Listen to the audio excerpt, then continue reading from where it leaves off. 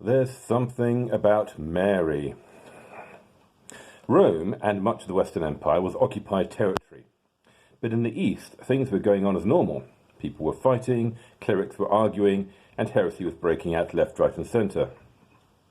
In 428, Nestorius, a cleric from Antioch, was elected Bishop of Constantinople. Bishop Cyril of Alexandria was outraged by this appointment, partly because Nestorius hailed from that great rival city, Antioch, but mainly because Nestorius started attacking one of the Alexandrians' favourite titles for Mary, Theotokos, God-bearer. By the 5th century, Mary had been transformed from a 14-year-old peasant girl into a queen mother figure. Nestorius hated this. "Don't make the Virgin a goddess," he cried. And you can see why he was concerned. In Luke's Gospel, Mary sings a song when she is told she is pregnant. Known as the Magnificat, it has for many centuries been embedded in the liturgical language of the Church. But it seems at odds with such a setting. It throbs with the language of class war. It talks of the poor being lifted up and the hungry filled, while the powerful are torn down from their thrones and the rich are sent away empty. This is emphatically not the song of the mother of an emperor. Devotion to Mary, though, had been steadily growing for decades, centuries even. Much of the initial impetus came from the churches of the East, in Syria and Asia. The feasts associated with Mary, the Purification and the Annunciation, as well as the commemorations of her birth and passing, or Dormition, would be popularized in Rome by Pope Sergius at the end of the 7th century. And Sergius's family came from Antioch. Mary began to accumulate titles, like Theotokos, God-bearer. The title Theotokos had been encouraged in some quarters because it was another way of ensuring that Jesus was seen as fully divine. Nestorius, however, thought it was stupid. How could an earthly woman be the bearer of God? "Mary did not give birth to God," he said. "A creature cannot deliver her creator." So he preferred the title of Christotokos, Christ-bearer.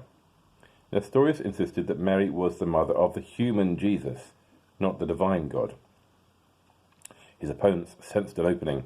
Was he saying that Jesus was just a man? In Alexandria, Cyril, who had never got over the fact that the Council of Constantinople had unsurprisingly declared Constantinople to be the leading church in the East, claimed that Nestorius was dividing the two natures of Jesus. Cyril was an uncompromising, ruthless operator who ruled Alexandria like a mob boss. He had been installed as bishop with the help of a rent-a-thug mob of rioters, and one of his first acts was to burn all the synagogues and expel all the Jews.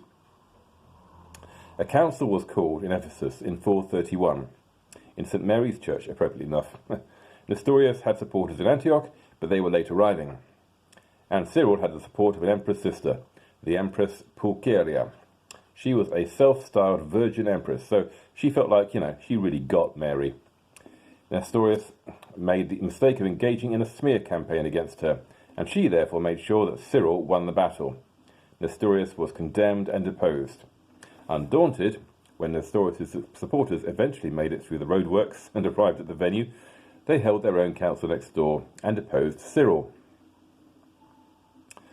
The emperor was at least even-handed. Although he ratified the title Theotokos, he arrested both bishops. They then adopted significantly different strategies. Nestorius spent his time in prison regretting that he had ever left the monastery, while Cyril busied himself bribing top figures in the imperial court. So Nestorius was, in the end, condemned.